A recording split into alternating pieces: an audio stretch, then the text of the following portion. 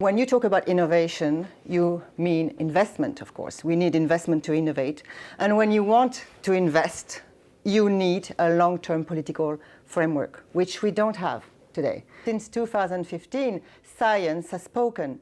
And now we know, because there is the Globiome study, there is the delegated regulation that the Commission issued back in 2019, and they confirm these two documents that they are good and bad biofuels. And bioethanol produced in Europe clearly falls in the category of the good biofuel. So you see, the question I have is when the EU is deciding to increase significantly its ambition to decarbonize its economy, you know, we are going from 40 to 55, which means that we're going to have to speed up big time on transport, because it's 25% CO2 emissions in the EU, represents roughly 25%. It's the only sector where emissions is still increasing.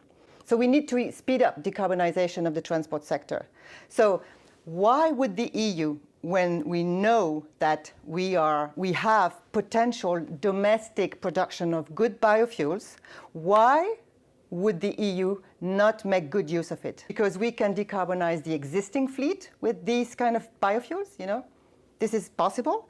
And second, because it helps, support farmers. You know, let's say it. It helps support agriculture and support farmers' revenue, which we need as well. I believe that electric vehicle is not the future, it's part of the future, just like bioethanol, hydrogen. You know, we need to diversify. We need to not make past mistakes, i.e. rely on just one solution. The more you diversify, the less dependent you are, basically. But in order to achieve this technology neutrality, you have to measure car emissions on a fair basis. Electric vehicles are not zero-emission cars if you take all the emissions, including the upstream emissions from electricity production. So if we want to make good use of this principle of technology neutrality and use every alternative we need,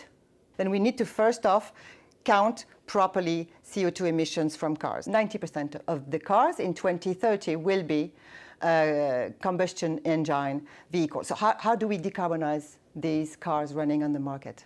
You know, I'm not saying electric cars will not, develop. Of course it will, because it is, as I said, part of the mix. So electric cars will develop, but in the meantime, and at least by 2030 and probably beyond that, we need to decarbonize cars on the market. And how do you do that? Well, you do that by using ethanol. That's one option.